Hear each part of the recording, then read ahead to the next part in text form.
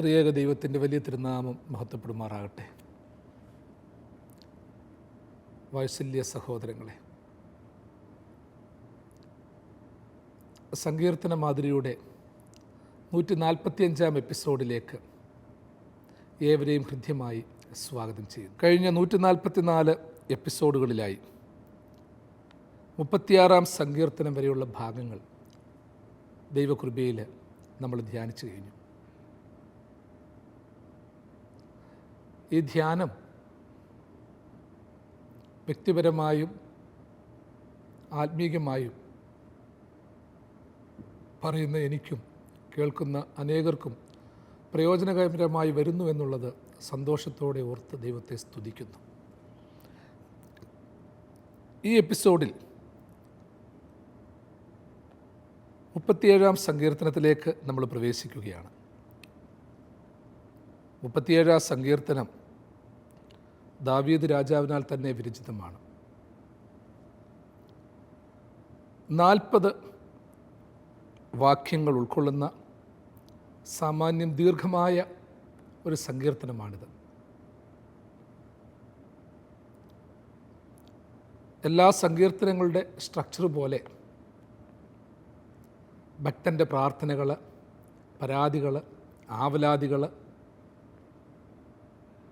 പ്രാപഞ്ചിക സത്യത്തെക്കുറിച്ചുള്ള വ്യാഖ്യാനം, ദൈവകരുണയിലുള്ള ആശ്രയം, ഇതെല്ലാം ഈ സങ്കീർത്തനത്തിൻ്റെയും ഭാഗമാണ്.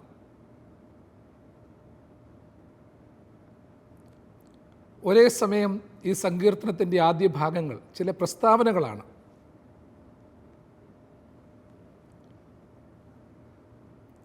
ആദ്യ വാക്യം ഒരാഹ്വാനമായി തുടങ്ങുകയാണ്. ആഹ്വാനമായി തുടങ്ങി പ്രസ്താവനകളിലൂടെ ആധ്യാത്മിക പ്രഭാഷണങ്ങളിലൂടെ ഒരു വലിയ സത്യം ലോകത്തിന് വെളിപ്പെടുത്തി കൊടുക്കുകയാണ്. ആദ്യത്തെ ചില ഭാഗങ്ങൾ നിങ്ങളുടെ മുൻപാകെ ഞാൻ സമർപ്പിക്കുകയാണ്. 37 സങ്കീർത്തനം 1 മുതലുള്ള ഭാഗങ്ങൾ, 1 മുതൽ 4 വരെയുള്ള ഭാഗം ഞാനൊന്ന് വായിക്കുകയാണ്. ദുഷ്പ്രവൃത്തിക്കാരുടെ നിമിത്തം നീ പടരുത്.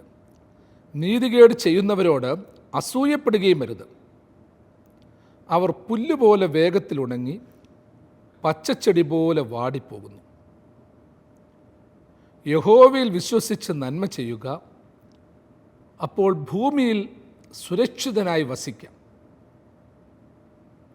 യഹോവയിൽ തന്നെ രസിച്ചുകൊള്ളുക, അവൻ നിൻ്റെ ഹൃദയത്തിലെ ആഗ്രഹങ്ങൾ നിനക്ക് തരും.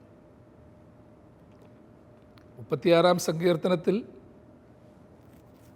ദുഷ്പ്രവൃത്തിയെപ്പറ്റിയും ദുഷ്പ്രവർത്തനങ്ങളെപ്പറ്റിയുമൊക്കെ പറഞ്ഞ് ഒരു വലിയ വ്യാഖ്യാനത്തിലൂടെ നമ്മെ സങ്കീർത്തനക്കാരൻ നയിച്ചു. ഇവിടെ ഭക്തനായ സങ്കീർത്തനക്കാരൻ വീണ്ടും പറയുകയാണ്, ദുഷ്പ്രവർത്തിക്കാരുടെ നിമിത്തം നീ ഉത്കണ്ഠപ്പെടരുത്, നീ മുഷിയരുത്, നീതികേട് ചെയ്യുന്നവരോട് അസൂയപ്പെടുകയും അരുത്. എന്തുകൊണ്ടാണ് സങ്കീർത്തനക്കാരൻ വീണ്ടും പറയുന്നത്? ദുഷ്പ്രവർത്തിക്കാരുടെ നിമിത്തം നീ മുഷിയരുത്, ഉത്കണ്ഠപ്പെട്ടു പോകരുത്. മനുഷ്യൻ പലപ്പോഴും ഉത്കണ്ഠയ്ക്ക് അടിപ്പെട്ടു പോകുന്ന ഒരു അനുഭവമുണ്ട്. പല കാരണങ്ങളുണ്ട്. നമ്മുടെ ജീവിതത്തെക്കുറിച്ചോർത്ത് പലപ്പോഴും ഉത്കണ്ഠയുണ്ട്. ഭാവിയെക്കുറിച്ചോർത്ത് ഉത്കണ്ഠയുണ്ട്. മനുഷ്യൻ ഉത്കണ്ഠപ്പെടാൻ എന്തൊക്കെ കാരണങ്ങളുണ്ട്. ഉറക്കമില്ലാതാകാൻ എന്തൊക്കെ കാരണങ്ങളുണ്ട്. സന്തോഷം നഷ്ടപ്പെടാൻ നൂറുകണക്കിന് കാരണങ്ങൾ. മനുഷ്യനിങ്ങനെ കണ്ടെത്തിക്കൊണ്ടിരിക്കുക. എങ്ങനെ ഇതിനെയൊക്കെ അതിജീവിക്കാമെന്നുള്ളതല്ല, എങ്ങനെ ഉത്കണ്ഠപ്പെടാം, ഉത്കണ്ഠയിലേക്ക് പോകാമെന്ന് ചിന്തിക്കുന്ന ഒരു തലത്തിലാണ് നമ്മൾ ജീവിക്കുന്നത്. നമ്മൾ കേട്ടിട്ടുള്ള ഒരു പഴയ കഥയുണ്ടല്ലോ. ഒരു നമ്പൂതിരിയും അദ്ദേഹത്തിൻ്റെ ബാല്യക്കാരനും കൂടി ഒരാറിൻ്റെ തീരത്തൂടെ നടന്നു പോവുകയാണ്. അപ്പം നമ്പൂതിരി പെട്ടെന്ന് അക്കരയിലേക്ക് നോക്കിയപ്പോൾ അക്കരെ ഒരു തുടലിലൊരു പട്ടിയെ കെട്ടിയിട്ടേക്കുന്നത് കാണുന്നു. പെട്ടെന്ന് ആ മനുഷ്യനൊന്ന് ആവർത്തിച്ച് നോക്കി സൂക്ഷിച്ച് നോക്കിയിട്ട് പെട്ടെന്ന് ഒരൊറ്റ ഓട്ടം. അപ്പോൾ ബാല്യക്കാരനും പുറകെ ഓടി അദ്ദേഹത്തോട് ചോദിച്ചു, തിരുമേനി അങ്ങെന്തിനാ ഇത്ര വേഗത്തിൽ ഓടുന്നത്? കാരണം എന്തുവാ? ഉടനെ അദ്ദേഹം പറയുന്നു, ശപ്പൻ, ഒന്നും അറിഞ്ഞുകൂടാ.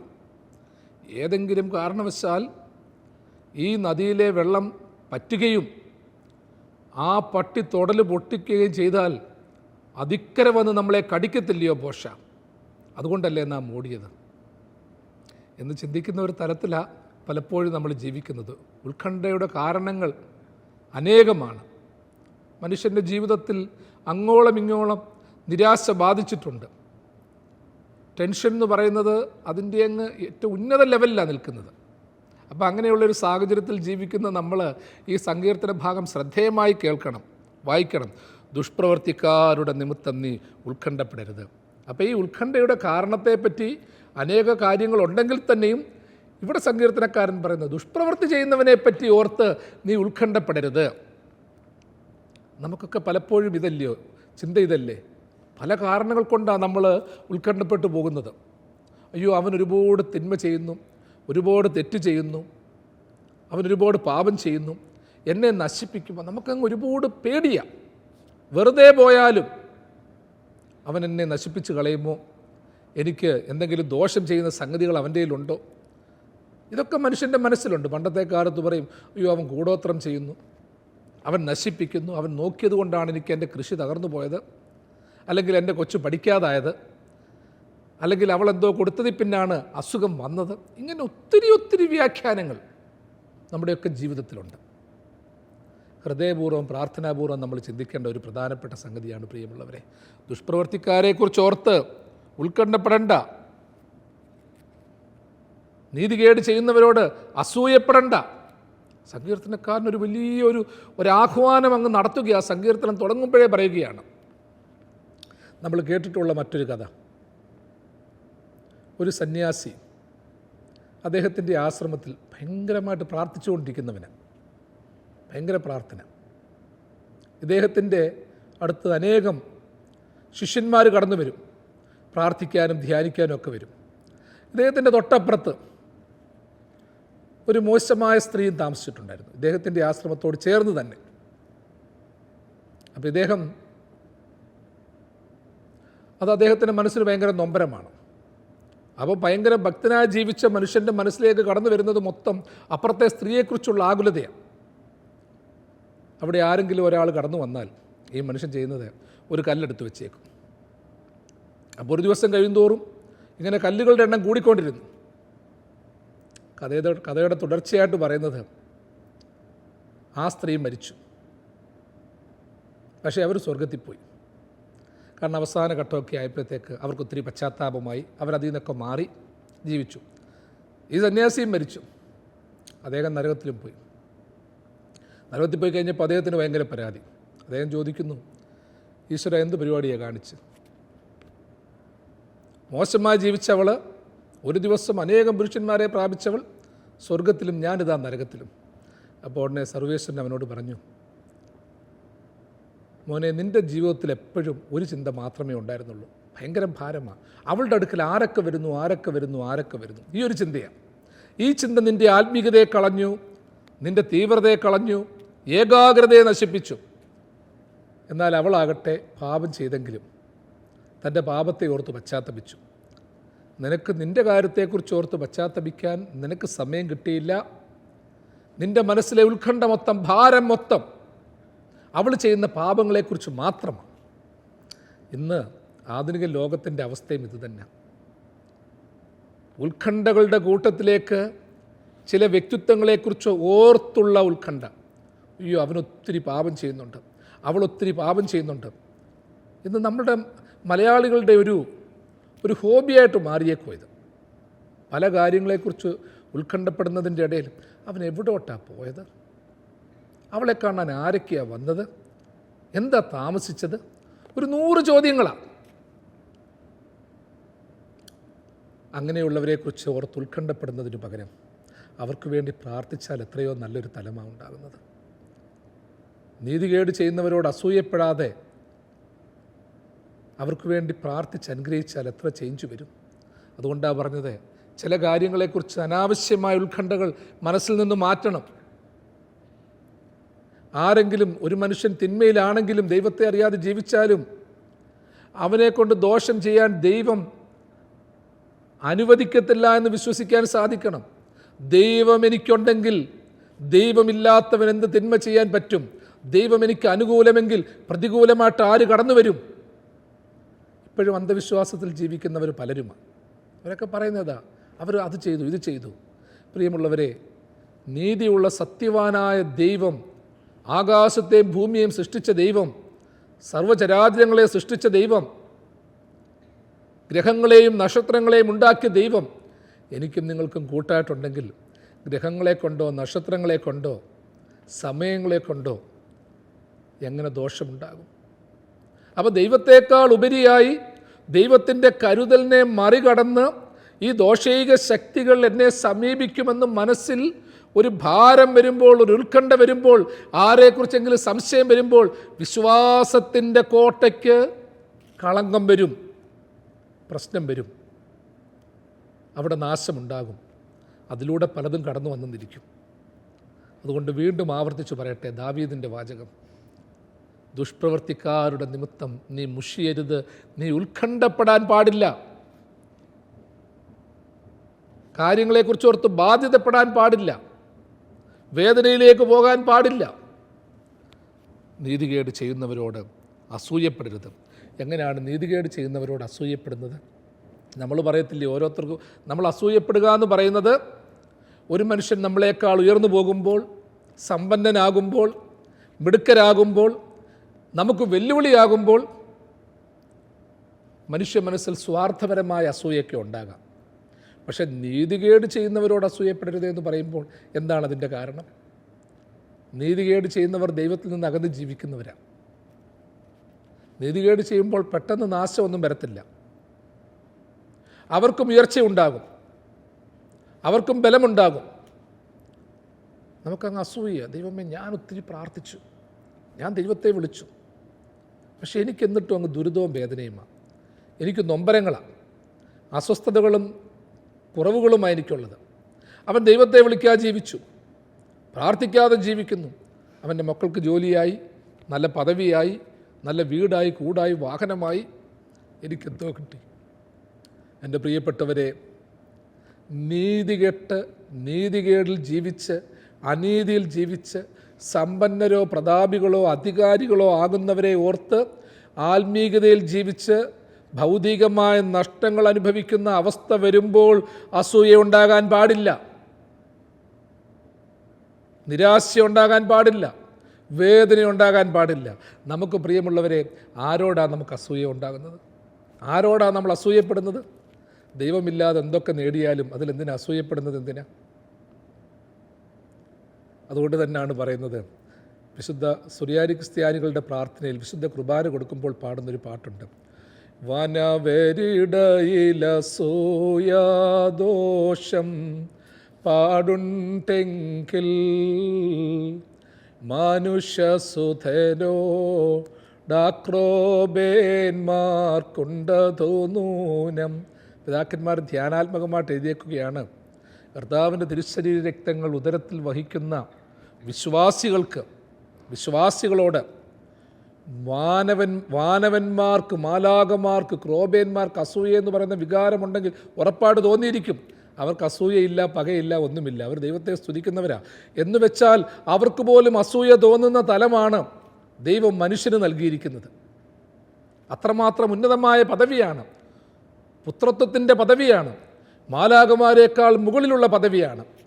അതുകൊണ്ടാണ് എബ്രായ ലേഖനത്തിൽ പറയുന്നത്, മാലാകമാർ പോലും രക്ഷിക്കപ്പെടുന്നവരുടെ സേവകാത്മാക്കളല്ലയോ? വീണ്ടും ഓർത്തോ പ്രിയപ്പെട്ടവരെ, ഏദൻ തോട്ടത്തിൽ നിന്ന് ദൈവം മനുഷ്യനെ ഇറക്കി വിട്ടിട്ട് ക്രൂബേ മാലാകമാരെ കാവലാക്കി, വാളും കൊണ്ട്, നല്ല ശോഭയേറിയ തീവ്രതയേറിയ വാളുമാട്ട, ഇനി ഇവനെ കയറ്റിവിടരുത്, കാവല. എന്നാൽ കർത്താവിൻ്റെ തിരുശരീര രക്തങ്ങൾ അനുഭവിച്ച് രക്ഷപ്രാപിക്കുന്ന മനുഷ്യൻ ആ സ്വർഗീയ ഏദനിലേക്ക് കടന്നു ചെല്ലുമ്പോൾ ഉള്ള അനുഭവത്തെക്കുറിച്ചും പിതാക്കന്മാർ പാടുന്നുണ്ട്. ക്രോപകളാർക്കും ശ്രാപ്പികൾ കുഴലൂതും പറുദീസാതൻ അവകാശി വരിക.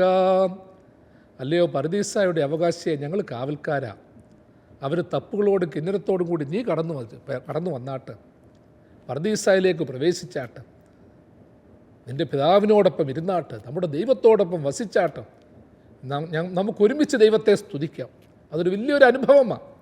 യഥാർത്ഥത്തിൽ ഓർത്തോണം, മാലാകമാർക്ക് പോലും കൊടുത്തിരിക്കുന്നതിൽ ദൈവത്തെ എപ്പോഴും സ്തുതിക്കുന്ന മാലാകമാർക്ക് പോലും കൊടുക്കാത്ത രൂപം ദൈവം മനുഷ്യന് നൽകിയെങ്കിൽ, സാദൃശ്യത്തിലും സ്വരൂപത്തിലും സൃഷ്ടിച്ചെങ്കിൽ, പുത്രത്വ പദവി മാലാകമാർക്ക് നൽകാതെ മനുഷ്യന് നൽകിയെങ്കിൽ ആ ദൈവം എത്ര വലിയവനാണ്. അതുകൊണ്ടാണ് പറയുന്നത്, അത്രയും പദവി നൽകപ്പെട്ട മനുഷ്യൻ ഈ നീതികെട്ടവരോട് അവൻ നൽകുന്ന അവൻ്റെ കെട്ടുപോകുന്ന വെളിച്ചം കണ്ടുകൊണ്ട്, നശിച്ചു പോകുന്ന ആഡംബരം കണ്ടുകൊണ്ട്, അയ്യോ എനിക്കത് കിട്ടിയില്ലല്ലോ എന്ന് വിചാരിച്ച് അസൂയപ്പെടരുത്. ദൈവം നിനക്ക് തരുന്നത് അതിനേക്കാൾ വലുതാണ്. ദൈവം നമുക്ക് തന്നിരിക്കുന്നത് അതിലും വലുതല്ലേ പ്രിയമുള്ളവരെ? ചിലപ്പോൾ നമുക്കൊക്കെ വിഷമം തോന്നും. ആർക്കെങ്കിലും എന്തെങ്കിലും ഒരു ജോലി കിട്ടുമ്പോൾ, ഒരു നല്ല വസ്ത്രം വാങ്ങുമ്പോൾ, നല്ല ഭക്ഷണം കഴിക്കുമ്പോൾ, ആരുടെയെങ്കിലും ഭവനത്തിൽ നിന്ന് രുചികരമായൊരു ഭക്ഷണ പദാർത്ഥത്തിൻ്റെ ഗന്ധം വരുമ്പോൾ, അവൻ വീട് പുതുക്കിപ്പണിയുമ്പോൾ നമുക്ക് അസൂയ. എന്തിനാ അസൂയപ്പെടുന്നത്? എന്തിനാ ഭാരപ്പെടുന്നത്? എന്തിനാണ് അവരെ ദുഷിക്കുന്നത്? അവൻ നീതികെട്ടവനാണെന്ന് വിലയിരുത്തുന്നത് എന്തിനാണ്? അവനുണ്ടാക്കുന്ന വീട് അവൻ കള്ളപ്പണത്തിലൂടെയാണ് നേടിയതെന്ന് പറയുന്നത് എന്തിനാണ്?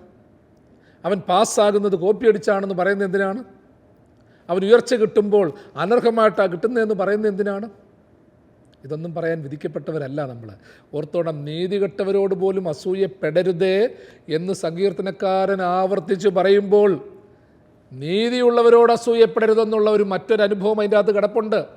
നന്മയുള്ളവരോട് അസൂയപ്പെടരുത്. ദൈവം നമുക്കും തരും. തമ്പുരാൻ്റെ കയ്യിൽ എല്ലാവർക്കും കൊടുക്കാനുണ്ട് പ്രിയമുള്ളവരെ.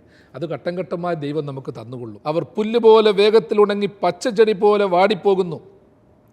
പുല്ലുപോലെ വേഗത്തിൽ ഉണങ്ങി പച്ചച്ചെടി പോലെ വാടിപ്പോകുന്നു. നമ്മളുടെ ബുദ്ധിക്കെത്താത്ത ചില കാര്യങ്ങളെക്കുറിച്ച് നമ്മൾ വ്യാഖ്യാനത്തിന് പോകരുത്.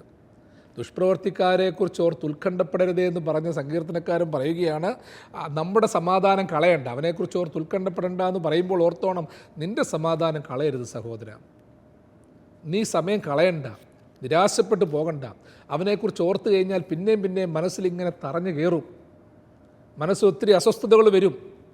ഇന്ന് ലോകത്തിൽ നമ്മളെ ഏറ്റവും കൂടുതൽ ഭാരപ്പെടുത്തുന്നത് എനിക്കോ നിങ്ങൾക്കോ ഇല്ലാത്ത അനുഭവങ്ങളല്ല, എനിക്കോ നിങ്ങൾക്കോ കിട്ടാത്തതല്ല, അല്ലെങ്കിൽ ഭാവിയെക്കുറിച്ചുള്ള പ്രതീക്ഷകളല്ല. അതിനേക്കാളൊക്കെ ഉപരിയായിട്ട് അവനത് കിട്ടി, ഇവനത് കിട്ടി, അവൻ്റെ ദുഷ്ടതയെന്നും പറഞ്ഞ് നമ്മൾ ഉത്കണ്ഠപ്പെട്ടുകൊണ്ടിരിക്കുക. ആ ഉത്കണ്ഠയ്ക്കൊക്കെ ദൈവം മറുപടി കൊടുത്തോളും. നമ്മൾ അതിനെക്കുറിച്ച് ഭാരപ്പെടേണ്ട. നമ്മൾ എന്തിനാണ് ചിന്തിക്കുന്നത്? അയ്യോ അവൻ ഒന്നും ദൈവം ശിക്ഷിക്കുന്നില്ലല്ലോ, അവൻ തെറ്റ് ചെയ്തിട്ട് പിന്നെ നിൽക്കുന്നല്ലോ, തല ഉയർത്തി നിൽക്കുന്നല്ലോ. അതിനെന്താണ് കാരണമെന്ന് പറയുകയാണ്. അവർ പുല്ലുപോലെ വേഗത്തിലുണങ്ങി പച്ചച്ചെടി പോലെ വാടിപ്പോകുന്നു. പുല്ലിൻ്റെയും പച്ചച്ചെടിയുടെയും കാര്യങ്ങൾ പ്രത്യേകിച്ച് ഓർത്തോണം. ഇത് ഹൃദ്യമായിട്ട് പറയുകയാണ്. പുല്ലുപോലെ വേഗത്തിലുണങ്ങുന്നു, പച്ചച്ചെടി പോലെ വാടിപ്പോകുന്നു. പുല്ല് വേഗത്തിൽ ഉണങ്ങുമെന്നുള്ളത് നമുക്കറിയാം. കാരണം ഏത് സമയത്തും ഒരു ചെറിയ തീ വീണാൽ മതി, ആളിക്കത്തും. പക്ഷേ പച്ചച്ചെടി പോലെ വാടിപ്പോകുന്നു എന്ന് പറയുമ്പോൾ, പച്ചച്ചെടി എന്ന് പറയുമ്പോൾ ഓർത്തോ, നമ്മൾ തന്നെ ചിന്തിച്ചോണം, അത് ശക്തിയിൽ വളരേണ്ടതാണ്, തഴച്ചു വളരാൻ ശക്തിയുള്ളതാണ്. പച്ചിപ്പ് ഒത്തിരിയുണ്ട്, അതിൻ്റെ ഇല പഴുത്തിട്ടില്ല, അത് വാടിയിട്ടില്ല. അപ്പം വാടാത്ത, പച്ചിപ്പ് നഷ്ടപ്പെടാത്ത, ഉണക്കം ഇല്ലാത്ത പച്ചച്ചെടി പോലും വാടിപ്പോകുമെന്ന് പറയുമ്പോൾ നമ്മളൊക്കെ ചിന്തിച്ചോണം. നമ്മളൊക്കെ ഇങ്ങനെ അഹങ്കരിച്ചുകൊണ്ടിരിക്കുക പലപ്പോഴും. ഇത് നമുക്കെല്ലാവർക്കുമുള്ളൊരു വെല്ലുവിളിയാണ്. നമ്മൾ ഈ ദുഷ്ടന്മാരെന്നും ദുഷ്പ്രവർത്തിക്കാരെന്നും ഒക്കെ പറയുമ്പോൾ നമ്മളിങ്ങനെ ഇവരെയൊക്കെ നോക്കി നടക്കുക. നമുക്കെല്ലാമുള്ളൊരു വെല്ലുവിളിയാണ്. അതായത് ദുഷ്ടത പ്രവർത്തിക്കുന്നവരെ സംബന്ധിച്ചിടത്തോളം പുല്ലുപോലെ വേഗത്തിൽ ഉണങ്ങിപ്പോകുന്നു. പുല്ല് തഴച്ചു വളരുമെങ്കിലും അതിൽ പെട്ടെന്ന് വാട്ടം തട്ടും. അത് പച്ചച്ചെടി പോലെ വാടിപ്പോകുന്നു എന്നാണ് പറയുന്നത്. ചിലപ്പോൾ നമ്മൾ കണ്ടിട്ടില്ലയോ പ്രിയമുള്ളവരെ, ചിലതൊക്കെ തഴച്ചു വളരുന്നത് കാണാം. നല്ലൊരു ചെടി, ഒരു കുഴപ്പവുമില്ല, പെട്ടെന്നായിരിക്കും ഒരു പുഴു കുത്തുന്നത്, അല്ലെങ്കിൽ എന്തെങ്കിലും ഒരു പ്രശ്നമുണ്ടാകുന്നത്, അത് വാടാൻ തുടങ്ങും. അതുകൊണ്ടാണ് ഓർക്കേണ്ട കാര്യം, താഴ്ത്തടി നന്നായിട്ട് ഉണ്ടെന്ന് നമുക്ക് തോന്നിയാലും അതിലൊരു പുഴു കടന്നു കഴിഞ്ഞാൽ ആ താഴ്ത്തടിയെ പെട്ടെന്ന് കാർന്നു തിന്നും, ആ താഴ്ത്തടിയെ നശിപ്പിക്കും, ആ താഴ്ത്തടിയെ ഇല്ലാതാക്കും. എന്നതുപോലെ ജീവിതത്തിൽ എപ്പോഴും ഓർത്തോണം, നമ്മളിങ്ങനെ തഴച്ചു വളരുകയാണ്. ഞാൻ പിന്നീട് പോയപ്പോൾ ആദ്യം നോക്കിയപ്പോൾ ദുഷ്ടൻ പന പോലെ വളരുന്നു, എന്നാൽ തിരിച്ചു വന്നപ്പോൾ അതവിടെ ഇല്ല, അത് വാടിപ്പോകുന്നു. പച്ചച്ചെടി വളരാൻ വേണ്ടി മാത്രമുള്ളതല്ല. ദൈവമില്ലാതെ, ദൈവത്തിൻ്റെ വളമില്ലാതെ, ദൈവത്തിൻ്റെ ജലസേചനമില്ലാതെ പച്ചച്ചെടി പോലെ വളരുന്ന എല്ലാ സമ്പത്തും എല്ലാ അനുഭവങ്ങളും സുഖസൗകര്യങ്ങളും ഇതുപോലെ നശിച്ചു പോകും. അത് ഉണങ്ങാൻ തക്കോണം ഞാൻ നേരത്തെ പറഞ്ഞതുപോലെ ഇല ഉണങ്ങണ്ട, വാട്ടം വരണ്ട, വാട്ടമൊന്നും വേണ്ട, അതിനപ്പുറമായ ചില വാട്ടമുണ്ടാകും. നമ്മളൊക്കെ ഒരേ നിമിഷം ഭീതിയോടും ഭയത്തോടും കൂടി ചിന്തിച്ചോണം, എനിക്ക് നല്ല വീടായി, വാഹനമായി, സൗകര്യങ്ങളായി എല്ലാമുണ്ട്, ഞാൻ നിറഞ്ഞു നിൽക്കുകയാണ്. പ്രിയമുള്ളവരെ, പച്ചച്ചെടിയായി തഴച്ചു വളരുന്ന അനുഭവത്തിൽ, ആ അനുഭവത്തിൽ പോലും നമ്മളെ നശിപ്പിക്കുവാൻ കാത്തിരിക്കുന്ന ചില കൃമികീടങ്ങളുണ്ട്. അസൂയയുടെ കൃമികീടങ്ങൾ, ദുഷ്ടതയുടെ കൃമികീടങ്ങൾ, ദൈവത്തിൽ നിന്ന് അകലുന്നത് മൂലമുള്ള ജീവിതാവസ്ഥയുടെ കൃമികീടങ്ങൾ, ഇതൊക്കെ നമ്മളെ കാത്തിരിപ്പുണ്ട്. അപ്പം നമ്മളൊരു ഡിഫെൻസീവ് മെക്കാനിസം നമ്മളുടെ ജീവിതത്തിൽ ഉണ്ടാകണം. അത് കടക്കരുത്. അതായത് കൃമികീടങ്ങളുടെ മുട്ട പോലും എൻ്റെ താഴ്ത്തടിയിൽ ഉണ്ടാകരുത്, ദുഷ്ടതയുടെ അംശം പോലും എൻ്റെ ജീവിതത്തിലേക്ക് കടന്നു വരരുത്. മദ്യപാനവും ആസക്തികളുമൊക്കെ ഉണ്ടെങ്കിൽ വളരെ സൂക്ഷിച്ചോണം. ജഡീകമായ ആസക്തികൾ ജീവിക്കുകയാണെങ്കിൽ വളരെ സൂക്ഷിച്ചോണം. ഇതൊക്കെ നമ്മുടേതായിട്ടുള്ള ആത്മബലത്തെ കെടുത്തുന്നതാണ്, ആത്മശക്തിയെ നശിപ്പിക്കുന്നതാണ്. എത്ര കുടുംബങ്ങളാണ് തകർന്നു പോയെന്ന് ഓർത്തോണം. ഭാര്യ, ഭർത്താവ്, പിള്ളേരുമായിട്ട് എത്ര സമാധാനത്തോടെ ജീവിച്ച കുടുംബങ്ങൾ, മാതാപിതാക്കളോടൊത്ത് സന്തോഷിച്ച കുടുംബങ്ങൾ, ഒരു ലക്ഷ്യവുമില്ലാതെ തകർന്നു പോകുന്നത്. എത്ര പേരാണ് സൂയിസൈഡ് ചെയ്യുന്നത്? ഭാര്യയെ ചതിക്കുന്ന ഭർത്താവും ഭർത്താവിനെ ചതിക്കുന്ന ഭാര്യയും ഭീതിയോടുകൂടി ഓർത്തോണം. പ്രിയമുള്ളവരെ, ഈ പ്രേമങ്ങളും ദുർബന്ധങ്ങളുമൊക്കെ ഒരു പച്ച തളിപ്പായിട്ട് തോന്നിപ്പോകും. എനിക്കിവിടെ നിന്ന് കഴിഞ്ഞാൽ തഴച്ചു വളരാൻ പറ്റുന്നില്ല, എനിക്ക് വേറെ തഴച്ചു വളരണമെന്ന് ചിന്തിച്ചിറങ്ങിപ്പോകും. പിള്ളേരെ ഇട്ടിട്ട് പോകുന്നവരുണ്ട്, ജീവിത പങ്കാളികളെ ചതിക്കുന്നവരുണ്ട്. എൻ്റെ പ്രിയമുള്ളവരെ, വാടിപ്പോകാൻ മറ്റൊന്നും വേണ്ട. ദൈവം ഇഷ്ടപ്പെടാത്ത ദൈവശിക്ഷ പ്രാപിക്കുന്ന, കാത്തിരിക്കുന്ന ചില അനുഭവങ്ങളാണ് ഇതൊക്കെ. കിട്ടിയിരിക്കുന്ന അവസരം വളരെ മുതലാക്കിക്കൊള്ളണം. ഇന്ന് സാമൂഹ്യ മാധ്യമങ്ങളൊക്കെ ഒത്തിരി വർദ്ധിച്ചിട്ടുണ്ട്. ഫേസ്ബുക്കായി, ഇൻസ്റ്റാഗ്രാമായി, ട്വിറ്ററായി, വാട്സാപ്പായി എല്ലാം വർദ്ധിച്ചിട്ടുണ്ട്. അയക്കുന്ന മെസ്സേജുകൾ സൂക്ഷിച്ചോണം. എത്ര പേരാ പെട്ടെന്ന് നിരാശപ്പെടുന്നതെന്നറിയാമോ? എത്ര കുഞ്ഞുങ്ങളെയാണ് നമ്മൾ കാണുന്നതെന്നറിയാമോ? ആവശ്യമില്ലാത്ത ചാറ്റിങ്ങിന് പോകും, അവസാനം ചീറ്റിങ്ങിൽ പെട്ടുപോകും. നന്നായിട്ട് പഠിക്കുന്ന പിള്ളേർ, ഒത്തിരി സന്തോഷത്തോടായിരിക്കുന്ന പിള്ളേർ, ഒരു ചെറിയ മെസ്സേജ്, ഒരു ഭീഷണി മതി തളർന്നു പോകാൻ. പണം ചോദിച്ച് നിങ്ങളെ ഭീഷണിപ്പെടുത്തും, സമാധാനം കളയാൻ നിങ്ങളുടെ പിന്നാലെ കൂടും, വിശ്വാസിയായ നിൻ്റെ വിശ്വാസത്തെ ഇല്ലാതാക്കാൻ ശ്രമിക്കും. അതുപോലെ പച്ചച്ചെടി പോലെ വാടിപ്പോകുന്ന തിന്മയുടെ സ്വാധീനം നമ്മുടെ ജീവിതത്തിലുണ്ടാകരുത്. അതിൽ നിന്ന് വിമോചനം പ്രാപിച്ച് പ്രത്യാശയിലൂടെ മുൻപോട്ട് പോകുവാൻ നമുക്ക് സാധിക്കണം. അതുകൊണ്ടാണ് വീണ്ടും പറയുന്നത്, യഹോവയിൽ വിശ്വസിച്ച് നന്മ ചെയ്യണം, അപ്പോൾ ഭൂമിയിൽ സുരക്ഷിതനായി വസിക്കാം. നോക്കിക്കോ, ആദ്യം ദുഷ്പ്രവർത്തിക്കാരോട് പറഞ്ഞു തുടങ്ങിയിട്ട്, ദുഷ്പ്രവർത്തിക്കാരെക്കുറിച്ച് നീ ഉത്കണ്ഠപ്പെടേണ്ട, അവൻ പച്ചച്ചെടി പോലെ വാടിപ്പോകുമെന്ന് പറഞ്ഞിട്ട് അതിൻ്റെ അർത്ഥപൂർണ്ണതയിലേക്ക് വരികയാണ്. യഹോവയിൽ വിശ്വസിച്ച് നന്മ ചെയ്യുക, അപ്പോൾ ഭൂമിയിൽ സുരക്ഷിതനായി വസിക്കാം. നമ്മളോടൊക്കെയുള്ളൊരാഹ്വാനമാണ്. നന്മ ചെയ്ത് ജീവിക്കാൻ സാധിക്കണം, നന്മയിൽ വളരുവാൻ സാധിക്കണം. ദൈവമെല്ലാം തന്നിട്ടില്ലേ? തലമുറകളെ തന്നിട്ടില്ലേ? പ്രിയമുള്ളവരെ, 1, 2, 3 പിള്ളേരൊക്കെ ഉണ്ട്, സന്തോഷത്തോടെ ജീവിക്കാനുള്ള ജോലിയുണ്ട്, കയറിക്കിടക്കാനുള്ള വീടുണ്ട്, ആരാധിക്കാനുള്ള സ്ഥാനമുണ്ട്, പ്രാർത്ഥനാ പുസ്തകങ്ങളുണ്ട്, വിളിച്ചാൽ വരാൻ ഒത്തിരി പേരുണ്ട്, യാത്ര ചെയ്യാൻ വാഹനമുണ്ട്. ഇതെല്ലാം ഉണ്ടല്ലോ. ഇനി നന്മ ചെയ്യാൻ എന്താ തടസ്സം? ഇപ്പോഴാകുന്നു സുപ്രസാദകാലം, ഇപ്പോഴാകുന്നു രക്ഷാദിവസം. നന്മ ചെയ്യാൻ മടി കാണിക്കരുത് പ്രിയമുള്ളവരെ. പറ്റാവുന്ന നന്മയൊക്കെ ചെയ്യണം. യഹോവയിൽ വിശ്വസിച്ച് നന്മ ചെയ്യണം, എന്തേലും നന്മ ചെയ്യാനല്ല. 18, 19 നൂറ്റാണ്ടുകളിൽ പെട്രാർക്കിൻ്റെ ഹ്യൂമനിസം എന്ന് പറയുന്ന പ്രിൻസിപ്പിൾ ഉണ്ടായിരുന്നു. മനുഷ്യന് മതം വേണ്ട, ദൈവം വേണ്ട, നന്മ ചെയ്താൽ മാത്രം മതി, എന്തെങ്കിലുമൊക്കെ കാര്യങ്ങൾ ചെയ്താൽ മതി. പക്ഷേ അങ്ങനെയല്ല, യഹോവയിൽ വിശ്വസിച്ച് നന്മ ചെയ്യണം. അതിൻ്റെ അർത്ഥമെന്ന് പറയുന്നത് മറ്റൊന്നുമല്ല. നമ്മൾ ഓർത്തോണം, ഇത് ഈ മതവും ശാസ്ത്രവും ഭക്തി എന്നൊക്കെ പറയുന്നത് മനുഷ്യൻ്റെ 2 കാല് പോലെ. അതിലൊന്ന് ബലഹീനമായി കഴിഞ്ഞാൽ മുടന്തുകാലായിട്ട് മാറും. കട്ടിലിൻ്റെ 4 കാലുണ്ടെങ്കിൽ 2 കാല് പോയാൽ അത് ഉപയോഗിക്കാൻ കൊള്ളത്തില്ല. അതുകൊണ്ട് ഇതെല്ലാം ഒരുമിച്ച് വേണം നമുക്ക്. മതവും വേണം, ശാസ്ത്രവും വേണം, ഭക്തിയും വേണം, സ്നേഹവും വേണം, എല്ലാം വേണം.